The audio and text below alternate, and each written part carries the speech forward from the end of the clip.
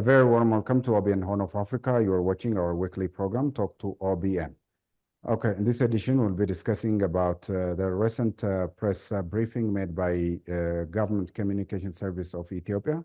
According to the press briefing, achievements being registered in Ethiopia's overall development demonstrates the country's endeavor to build its macroeconomy on a solid foundation. This is taken from the press briefing. For more detail, I am joining by State Minister of Government Communication Service, Selamawit Kassa. Selamawit, thank you for your time. Sure, thank you for having me. Okay, can you re-insight us again on the press briefing you made last time?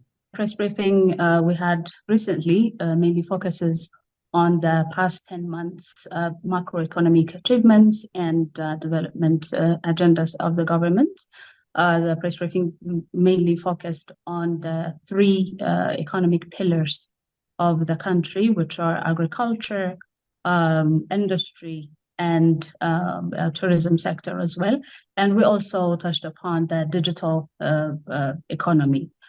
So this is basically the main focus of the press briefing in the past 10 months. What have we achieved? What was our plan? And some other notes in there as well. Well, according to the reports, Ethiopia has become the fifth largest economy in Africa. What are the key factors have contributed to this impressive economic growth? True. One thing we can clearly see from the trends that we experienced in the past few years is that Ethiopia's economy is very resilient through a lot of ups and downs, through a lot of global economic challenges. The Ethiopian macroeconomy has seen growth, and this was reflected, of course, in the past 10 months as well, because in the past 10 months, the government was planning to achieve a 7% GDP growth, and that has been achieved because the data has now shown the past 10 months, the GDP of Ethiopia's macroeconomic growth has been registered 7.59% GDP growth. This is basically because of mainly because of the focus that was given to the main 5 economic pillars, which the government is focused on. And we can also see a lot of activities, a lot of supervision and groundwork has been put in the past 10 months. A lot of supervision that was, focused on the federal government and also regional government activities, mainly that focus on agricultural plans and achievements throughout the country, and also other issues that were brought up by the public as well. So mainly the reason why we have this economic growth can be attributed to the focus and the collective work that has been put up by the public and by the government as well. You've also highlighted strong performance across sectors like agriculture, industry, mining, tourism, also this digital economy. Could you provide more details on the specific achievements and milestones reached in these different economic areas? Sure. When we talk about the overall macroeconomic growth of Ethiopia, we have to put some of the issues into perspective. First, we have to look into the global macroeconomic growth. In the past 10 months, the global macroeconomic growth was registered to be 3.9% GDP growth. So Ethiopia's 7.9% GDP growth should clearly, indicate the amount of focus and the amount of work that has been put into this main sectors that you have mentioned. For example, let's look into some of the perspective activities in the sectors. For example, in agriculture, the main focus of the federal government when it comes to agriculture is increasing productivity. So when we look into this, in the past 10 months, the increase in productivity was immense when you relate it with, or when you see it in perspective from last year's achievements. Well, in line with that, in the past 10 months in agriculture, we have harvested 506 million quintals. And this, when you put this into perspective, compare it from last year's achievements, in the past year, the productivity level was around 393 million quintals. So this year it has grown into 506 million quintals. This clearly shows the work that has been put into this sector, because the main focus was providing what has been needed to increase productivity levels, to work in cultural perspectives of this sector as well, in order to increase productivity levels in this agricultural activities in the country. Let's look into the industry sector here as well. One of the main targets of this sector is to substitute imported goods. So by increasing industrial productivity, the sector mainly focused on producing these products, which we usually import from abroad. So this has saved the country a lot of, hundreds of millions of dollars.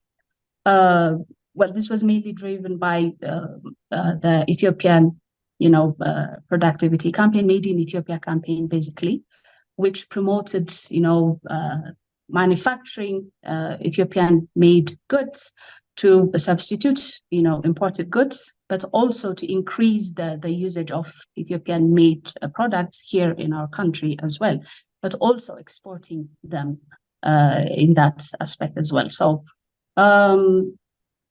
to achieve this goal, to increase the productivity level of the manufacturing sector, the one thing that was focused in this sector in the past 10 months was, addressing the main issues that were raised by the manufacturers themselves, getting close to them, talking to them and getting deep into the issues that they were raising, so that the overall achievement can be addressed. So the ministry was addressing 240 of the big manufacturers in our country, and they were, managing, to increase the productivity level of this manufacturing companies. Another intervention is changing some of the policy hurdles that were put on by the government and several sectors. So that's the working culture can be changed. The cultural revolution campaigns that were taken by media institutions like yourselves have made a lot of significant attitude change towards the public as well. So not only increasing the productivity of the sectors, but also changing attitudes towards made in Ethiopia products has put a lot of change and growth into this sector. In mining, in the past 10 months, we can see some of the activities by the 16 big companies that are now at this moment operating in the country. Some of them have started already producing minerals, and others, some are in the process of commencing their activities as well. So getting these 16 big companies to come here in the country and work so that the country can utilize its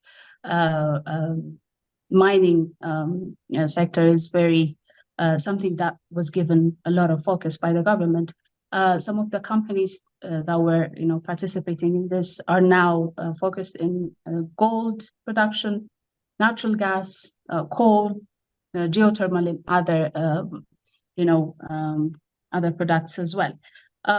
When we look into for example, the tourism sector, we have seen a lot of attitude shift when it comes to this tourism sector. We know that a lot of new tourism attraction sites have been developed by the federal government in all over the country in different regions. This has grown the attitude that we have. The tourism sector is not just for foreigners. The internal tourism activity we have seen a lot of growth in that sector as well, and the numbers have clearly shown that. And for example, in the past 10 months, for direct tourism activity or for conference, international conference, and other reasons, the tourists that came to our country are around 928,000 people. 58 billion birr has been circulating in the economy because of the internal tourism activities as well. So let's look at the digital economy. The government have given a lot of focus to the increase in the activities around the digital platforms.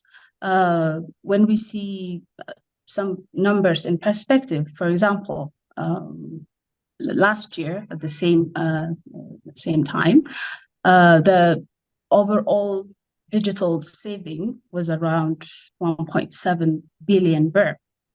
This year, we have seen an exponential growth, and that digital saving amount has grown to 5 billion birr. This is a clear testament for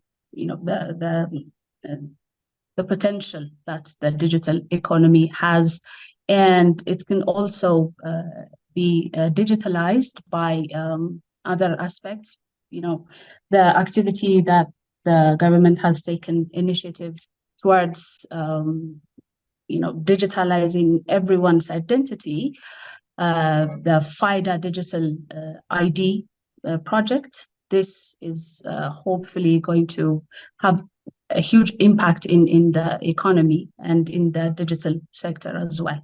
So these are the main issues that we can mention. Selamawit, from the very inception of this incumbent government came into play, one thing is done is reforming the economy and other sectors by introducing a homegrown economic strategy. To what extent would homegrown economic strategy play a role for achieving these milestones in every sector? Yes, the main thing that we can mention here is in homegrown economic plans, the main agenda that are addressed by the federal government is increasing productivity in every sector, not just in agriculture, not just in the manufacturing sector, but in every other sector as well. We have to increase productivity levels. And to achieve that, we have to have an attitude change towards what we call, productivity, how we understand productivity itself. So in service sector, there is a huge gap in productivity, aligning your goals, having clear vision of where you want to be when it comes to macroeconomic growth, not just macroeconomic growth, but also other day-to-day activities as well. So you can translate this productivity attitude in every sector, in every activity that goes on in the country. So increasing productivity is the main agenda when it comes to the homegrown economic plan. So when we interpret everything that we have already talked into this agenda, into increasing productivity, we see this has been translated in the agricultural sector. We can see the productivity attitude has been translated into the manufacturing sector. The change of attitude towards how we see tourism itself has changed in the past few years since the homegrown economy growth agenda has been introduced in the country. This can clearly be seen with the increase of internal tourism activity, not just, before all the attention when it comes to tourism was focused towards the foreign tourism attraction. But now we're also working towards attracting internal tourism activities. So this is another attitude change that we can clearly see in the macroeconomic plans. So increasing productivity and changing the attitude towards the productivity culture that we have in the country is the main thing that is still being interpreted in every sector that we see in the country. Lately, the government has, come up with Let Ethiopia Produce initiative. Can you tell us again what makes this initiative different from other activities undertaken in the areas of product and production so far? Is that a unique one or similar with the reforms undertaken in the areas of agriculture, organizing the agriculture, introducing selected seeds, fertilizer, holding this cluster farming and stuff like that? The one thing, promoting Ethiopian-made manufacturing, goods and products, that was always, an agenda when it comes to the macroeconomic activities of the country. But this time, the focus is very intense. The follow-up that goes towards the sector is very different, and the attitude towards the overall sector has changed, because we used to focus on attracting foreign direct investment when it comes to the industrial sector. That's not enough. Exporting goods is not enough. So we have to change our attitude towards using our own products in our society. We have a population of more than 100 million people. That is a huge market by itself. Other countries don't have that kind of luxury. This is an opportunity when it comes to manufacturing sector. So not just exporting the goods and the products, but also promoting the culture of using our own products that are made in a very competitive quality, sometimes even that can register highest quality. We have seen impressive work in leather manufacturing goods. We have seen a lot of change in textile industry. This needs an attitude change, because we have a huge number of people here. That by itself is an opportunity for the manufacturing companies. So this is one of the attitude change that we have seen when it comes to Let Ethiopia Produce or Made in Ethiopia campaign. So I have to mention the media here, because the media has played a key role in introducing the campaigns, introducing the quality of the Ethiopian-made products, introducing how the products by themselves have come up to become the products that we see in our day-to-day lives. That made the concept Let Ethiopia Produce or Made in Ethiopia campaign to become a reality. So the media has played a key role in that aspect, and I believe it should also play and continue playing this essential role that it has. Practical and visible achievements have been registered so far, and your press briefing also showcases that. Can you also tell us the hurdles and challenges that challenged this progress so far? Well, when we talk about the challenges, we have to see them in two different perspectives. One is the challenges that come from, the global economic perspective. We see that the impact of the COVID-19 pandemic is still not been, resolved when it comes to the economic activity. The toll that the pandemic has put in the global economy is huge, and still we have to face that challenge. Another challenge that is very significant when it comes to the macroeconomic activities of the countries in the global perspective. The war in Ukraine has a huge challenge when it comes to the production chain of the manufacturing sector and agriculture sector as well, and others. So the diplomatic challenge that our country has to, unfortunately face in the past few years is also something to, to be recognized when it comes to the actual results that we have now. Because when we start this conversation, I said our economy can be easily expressed by this one word: resilient. It is resilient because it had to endure international global challenges that I have already mentioned, internal challenges that we see here and there, the peace and security challenges that we have to face. This disrupts production, the chain of productivity and the chain of products as well. Agriculture has been affected by this challenge, and overall the peace and security aspect of a country has a huge impact in every other aspect of the activities of the country. So the economy had to endure all this, and even though that we have to endure all these challenges from globally and internally, we managed to register 7.9 GDP growth in the past 10 months.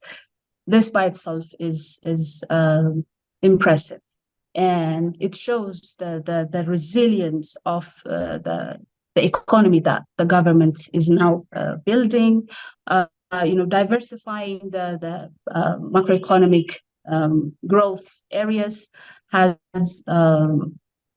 impacted the growth in general.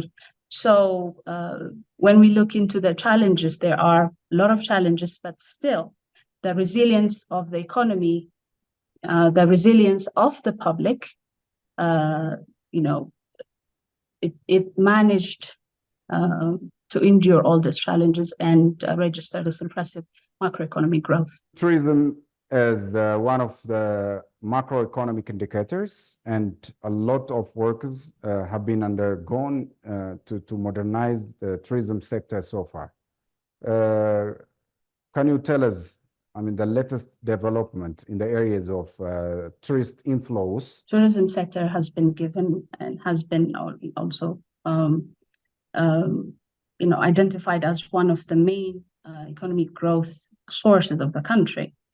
So when we look into some of the numbers, that we have registered in the past 10 months, when it comes to the growth of internal tourism activities and the economic activity that relates directly to this internal, tourism sector, has grown into a huge number. For example, in the past 10 months, the economic activity registered directly through the internal tourism activity is around 56 billion birr. That is a huge number when we compare it to the last year activities. This is not just a mere coincidence that we have seen this. A relatively better peace and security realities in the government, in the country, and different regions, that has a direct impact when it comes to the tourism sector. The other is the ones that you mentioned, the newly built tourism attraction sites that have been, identified by the government and then invested so that, the tourism sector can play a significant role when it comes to the macroeconomic activities of the government, the country. The one thing that the government is now focusing is increasing the service availability when it comes to the tourism sector, because service providers like hotels, tourist guide agencies, logistic providers, they have direct impact in the tourism sector. So, bringing those into the sector and bringing them into the conversation, listening to them, addressing their issues, that has a direct impact in the growth of the overall tourism sector in the country. The other issue that the government is now focused on is qualifying the logistic approaches of the tourist sector. The newly built tourism attraction sites, they need,